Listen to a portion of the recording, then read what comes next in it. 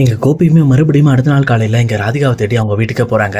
ஆனா எங்க கோபி வீட்டுக்கு வர்றதை பார்த்த உடனே கமலா ரொம்பவே கோவப்பட்டு, நீங்க எதுக்கு இங்க வரீங்க, முதல்ல வீட்டை விட்டு வெளியில போங்க, இனிமேல் என் பொண்ணெல்லாம் உங்க கூட வரமாட்டா அப்படின்ற மாதிரி இந்த பக்கம் கமலா பயங்கரமா சத்தம் போட்டுட்டு இருக்காங்க. ஆனா இதை கேட்டுட்டு இருக்க கோபியுமே, என்னத்த நீங்களும் இப்படி பேசிட்டு இருக்கீங்க, ராதிகா தான் புரியாம பண்ணிட்டு இருக்கானா, நீங்க என்ன ஒதுக்கி தள்ளுறீங்க, நான் ராதிகாக்காவும் மயுக்காக தானே இந்த இடத்துக்கு வந்திருக்கேன், சொல்லப்போனா அவங்க கூட சேர்ந்து வாழணுங்கிறதா என்னோட விருப்பமே அப்படின்ற மாதிரி இந்த பக்கம் கோபியுமே பேசிக்கிட்டு இருக்காரு. ஆனா இதை கேட்டுட்டு இருக்க கமலாவுமே, என்ன கோபி நடிக்கிறீங்களா, நீங்க ஒரு பேச்சு பேசுவீங்க, உங்க அம்மா ஒரு பேச்சு பேசுவாங்க, என் பொண்ணும் என் பேத்தியும் உங்ககிட்ட கிடந்து கஷ்டப்படணுமா, அவங்க எவ்வளவு கஷ்டப்பட்டிருக்காங்கன்னு உங்களுக்கு தெரியுமா அப்படின்ற மாதிரி இந்த பக்கம் கமலா ரொம்பவே கோபத்தோட இங்க கோபி கிட்ட கேட்கறாங்க. அப்ப கோபியுமே, இங்க பாருங்க நீங்க சொல்ற மாதிரிலாம் எதுவும் நடந்திருக்க வாய்ப்பு இல்லை, அப்படி என்ன கஷ்டப்பட்டாங்கன்னு நினைக்கிறீங்க, நான் ராதிகாவை தேடி தானே வந்திருக்கேன், நீங்க எதுக்காக என்னங்கிறது வெளியில அனுப்புறதுக்காக தேவையில்லாம ஏதோ பொய்யெல்லாம் பேசிட்டு இருக்கீங்க அப்படின்ற மாதிரி இங்க கோபியுமே கோவப்பட ஆரம்பிக்கிறாங்க. ஆனா கமலாவுமே ரொம்ப டென்ஷனோட, நீங்க இந்த முதல்ல நிறுத்துங்க, நீங்க ரொம்பவே உங்க அம்மா மேல நம்பிக்கை வச்சுட்டு இந்த மாதிரி நாங்க தான் தப்பு பண்ணோன்ற மாதிரி எங்களை நீங்க குறை சொல்லிட்டு இருக்காதீங்க. அன்னைக்கு நீங்க ஹாஸ்பிட்டல்ல இருக்கிறப்போ உங்களை பாத்துக்கிறதுக்கு என் பொண்ணு அங்க வந்தா, ஆனா என் பொண்ணை உங்க அம்மா எவ்வளவு கஷ்டப்படுத்தி அனுப்புறாங்க தெரியுமா, இனிமேல் நீ கோபி பார்க்க வரக்கூடாது, நீ கோபி கூட இருக்கிறதுனால தான் அவனுக்கு உடம்பு பாதிக்கப்பட்டு இவ்வளவு பெரிய பிரச்சனை வந்திருக்கு, இதுக்கெல்லாம் காரணம் நீ தான், நீ முதல்ல வெளியில போன்ட்டு உங்களை பார்க்க கூட விடாம என் பொண்ணை வெளியில அமைச்சிருக்காங்க. அதுக்கப்புறம் மறுபடியும் என் பொண்ணு பார்க்க வந்தப்போ இந்த பக்கம் பாக்கியா தான் சப்போர்ட் பண்ணி உங்களை பார்க்க வச்சிருக்காங்க. அதோட முடிஞ்சுதா, அதுவும் இல்லை, அதுக்கப்புறம் நீங்க வீட்டுக்கு கூட்டிட்டு வந்ததுக்கு அப்புறம் உங்க வீட்டுக்கு வந்து பாக்குறதுக்கு எவ்வளவு டைம் ட்ரை பண்ணா தெரியுமா என் பொண்ணு, ஆனா என் பொண்ணு அங்க பார்க்க விடாம உங்க அம்மா ஒவ்வொரு டைமும் கஷ்டப்படுத்தி திட்டி, நீ இனிமேல் அவளை டைவர்ஸ் பண்ணிட்டு போயிட்டு இனிமேல் நீ கோபி கூட இருக்கக்கூடாது, நீ கோபி கூட இருக்கிறதுனால தான் அவனுக்கு சாபமே அப்படின்னு சொல்லி என் பொண்ணை ரொம்பவே கஷ்டப்படுத்தி பேசியிருக்காங்க, அந்த விஷயம்லாம் உங்களுக்கு தெரியுமா முதல்ல அப்படின்ற மாதிரி இங்க கோபி கிட்ட கேட்குறாங்க. ஆனா கோபியுமே அப்படியே தகச்சு போய் நின்றுட்டு இருக்காரு. இல்லாத எனக்கு இந்த விஷயம்லாம் தெரியாது அப்படின்ற மாதிரி அவருமே வந்து சொல்றாரு. ஆனா இதை கேட்ட உடனே இந்த பக்கம் வந்து கமலாக்கு பயங்கர கடுப்பாகுது. ஆமா, உங்களுக்கு எப்படி தெரியும், உங்களுக்கு உங்க அம்மா சொல்றதான வேத வாக்கு, அவங்க என்ன சொல்றாங்கன்னு அதானே சரி, மற்றவங்க என்ன சொன்னாலும் அதெல்லாம் போய் உங்க அம்மா சொல்றது மட்டும்தான் சரி. சரி ஓகே விடுங்க, இந்த மாதிரி ராதிகாவை இவ்வளவு கஷ்டப்படுத்தினது இருக்கட்டு, ராதிகாவை உங்களை டைவர்ஸ் பண்ணிட்டு போக சொல்லி எவ்வளவு ஃபோர்ஸ் பண்ணிருக்காங்க தெரியுமா, அது மட்டும் இல்லாம உங்க அம்மா மட்டும் கிடையாது, உங்களோட பொண்ணு கூட உடனே கோபி இருந்துகிட்டு இனியாவா, இனியா அப்படிலாம் பண்ண மாட்டாளே அப்படின்ற மாதிரி சொல்றாங்க.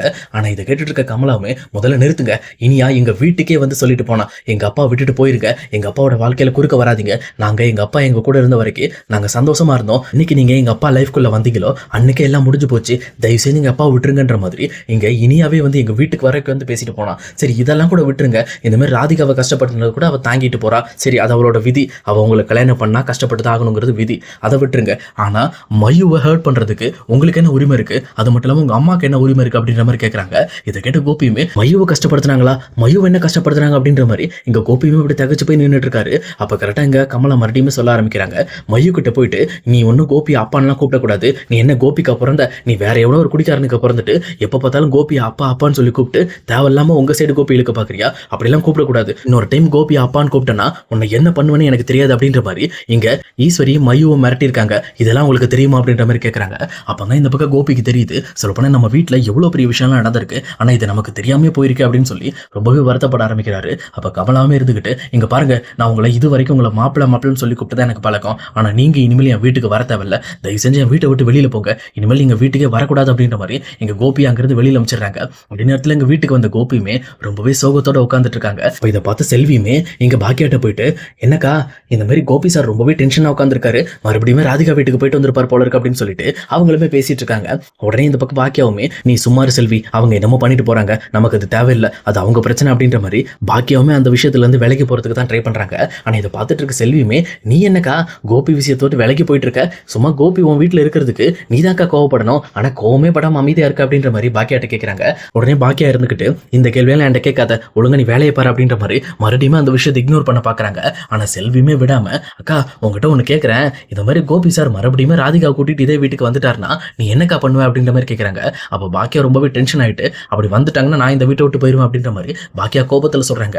ஆனா இதை கேட்ட செல்வியுமே, என்னக்கா இது முட்டாள்தனமா பேசிட்டு இருக்க, இது உன் வீடுக்கா, நீ ஏன் வெளியில போகணும், சொல்லப்போனா அவங்க தானே வெளியில போகணும், நீ அவங்கள துரத்த முடியாம நீ பயந்து போன மாதிரி ஆயிராது அப்படின்ற மாதிரி இங்க செல்வி பேசிக்கிட்டு இருக்காங்க.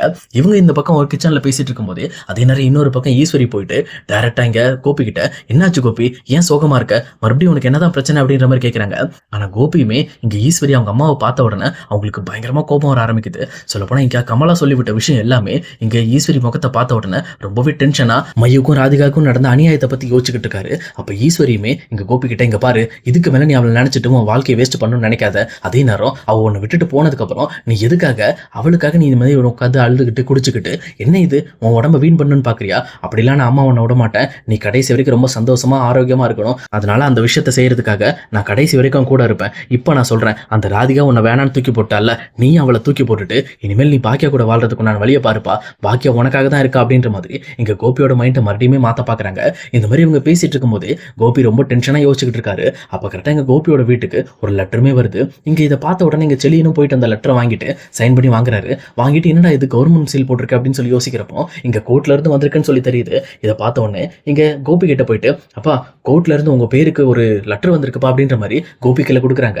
அப்ப கோபியுமே அந்த லெட்டரை பிரிச்சு இந்த பக்கம் உள்ள இருக்கிற அந்த ஃபாண்டை பார்த்த உடனே தான் தெரியுது அது ஒரு டைவர்ஸ் ஃபார்ம் சொல்லிட்டு. இதை பார்த்த உடனே இந்த பக்கம் வந்து கோபிக்கு நெஞ்சே வெடிச்சு போயிடுது. சொல்லப்போனா ராதிகா கடைசியில நம்மளை விட்டு பிரியறதுக்காக ஃபைனல் டிசிஷனா அவங்க டைவர்ஸே கேட்கிற அளவுக்கு வந்துட்டாங்க அப்படின்ற மாதிரி பயங்கரமா அதை நினைச்சு வருத்தப்பட்டு இருக்காங்க. ஆனா இன்னொரு பக்கம் இது கரெக்டா ஈஸ்வரி கண்ணில் பட்ட உடனே கோபி கிட்ட அவங்க நாடகத்தை ஆரம்பிக்கிறாங்க. இங்க பாத்தியா கோபி, நீ மட்டும் தான் அவன் மேல அன்பு வச்சிருக்க. அவ பாரு நீ வேண்டான்னு சொல்லி உனக்கு டைவர்ஸ் நோட்டீஸ் அமைச்சிட்டா. இன்னும் நீ முட்டாள்தனமா அவளை நினைச்சிட்டு இருக்க அப்படின்ற மாதிரி மறுபடியுமே இங்க கோபியை முட்டாள்னு சொல்லி திட்டிட்டு இருக்காங்க. ஆனா இதை பார்த்துட்டு இருக்க கோபிக்கு ரொம்பவே கோபம் வந்து, முதல்ல நிறுத்துங்க, நீங்க என்கிட்ட இப்படிலாம் பேசாதீங்க. நீங்க என்ன ரொம்ப நல்லவங்களா?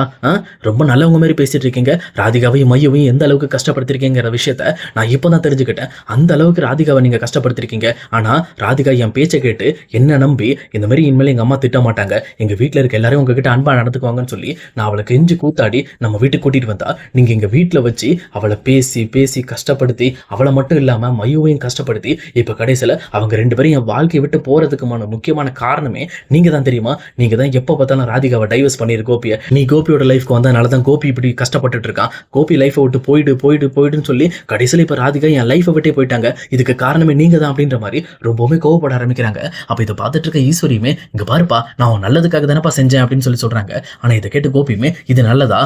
ராதிகாவை நம்பி தான் நான் இருந்தேன். சொல்லப்போனா நான் ராதிகாவை ரொம்பவே விரும்புறேன். இப்போ என்னால ராதிகாவை விட்டுட்டு இருக்க முடியாது. நீங்க உங்க இஷ்டத்துக்கு சொல்லிட்டு போயிடுவீங்க. உங்க ஆசைப்படி நான் வாழணும்னு ஆசைப்படுறீங்களா? அப்படி வாழ முடியுமா என்னால? ஏன்னா எனக்காக ஒரு பொண்ணு இருக்கா. அதுவும் என் பொண்ணு மயுவை நீங்க எந்த அளவுக்கு கஷ்டப்படுத்திருக்கீங்க. அவ ஒரு குடிகாரன் பொண்ணு, நீ எதுக்காக கோபியை அப்பான்னு கூப்பிடுறேன்னு சொல்லி அவளை அந்த அளவுக்கு வருத்தப்படுத்திருக்கீங்க. உங்களுக்கு எல்லாம் மனசாட்சியே கிடையாதா? நீங்க எல்லாம் பெரியவங்க தானா? ஒரு குழந்தையோட மனசை உங்களால புரிஞ்சுக்க முடியாதா அப்படின்ற மாதிரி இங்க கோபி சும்மா நாக்கப்படுங்கிற மாதிரி கேள்வி கேட்டுட்டு இருக்காரு ஈஸ்வரியை பார்த்து. இதை பார்த்துட்டு இருக்க பாக்கியாவே வாயை பழந்துகிட்டு இருக்காங்க. அப்ப பக்கத்துல இருக்க செல்வி, அக்கா இன்னைக்கு தான்க்கா கோபி சாருக்கு கோபம் வருது, அதுவும் கரெக்டா கோபம் வருது அப்படின்ற மாதிரி அவங்களுமே கோபி பேசுறது கேட்டுட்டு இருக்காங்க. அப்ப இங்க கோபியுமே, இதுக்கு மேல என்ன ஆனாலும் சரி இந்த வீட்டுல ஒரு நிமிஷம் கூட என்னால இருக்க முடியாது. உங்களுக்கு பண்ணி கொடுத்த சத்தியத்தை நீங்க புதைச்சுக்குங்க. இதுக்கு மேல உங்க கூட இருக்க மாட்டேன் அப்படின்ற மாதிரி கோபியுமே தன்னோட பெட்டி படுக்கெல்லாம் எடுத்துக்கிட்டு அங்கிருந்து வெளியில கிளம்புறாரு. ஆனா இதை பார்த்துட்டு இருக்கிற இனியாவும் செல்லியனும் சேர்ந்துட்டு எங்க கோபி கிட்ட போயிட்டு, ஏன்பா இப்படி அவசரப்பட்டு முடிவெடுக்கிறீங்க, எங்களை விட்டுட்டு போறீங்களா அப்படின்ற மாதிரி பேச ஆரம்பிக்கிறாங்க. ஆனா பாக்கியா கரெக்ட் டைம்ல உள்ள வந்து எங்க செல்லியனுக்கும் இனியாக்கும் வந்து பதிலடி கொடுக்குற மாதிரி, உங்க வீடு இதுதான், நீங்க ஒழுங்கா இங்க இருக்க வேலையை பாருங்க. அவருக்குன்னு குடும்பம் இருக்கு, அவர் குடும்பத்தை போய் அவர் பாப்பாரு. உங்களை பார்த்து அவர் குடும்பத்தை இழக்கணுமா அவரு? நீங்க போங்க கோபி, முதல்ல நீங்க போய் ராதிகாவையும் மையவையும் பாருங்க. இவங்களை நான் பாத்துக்குவேன், எனக்கு தெரியும். அதே நேரம் நீங்க எப்ப விருப்பப்பட்டாலும் இந்த வீட்டுக்கு வந்து நீங்க இவங்களை பாத்துக்கலாம், இவங்களை கவனிச்சுக்கலாம். அதுக்கு நான் எந்த ஒரு தடையும் சொல்ல மாட்டேன். ஆனா இப்ப நீங்க ராதிகாவையும் மையவும் கைவிட்டுறாதீங்க. அப்படி விட்டீங்க அப்படின்னா நீங்க என்ன எப்படி கைவிட்டீங்களோ இதுக்கு முன்னாடி அதே மாதிரி ஆகி போயிடும். சொல்லப்போனா நீங்க மறுபடியும் துரோகம் பண்ண மாதிரி ஆயிடும் அப்படின்ற மாதிரி எங்க பாக்கியாவே கோபிக்கு எடுத்து கொடுக்குறாங்க.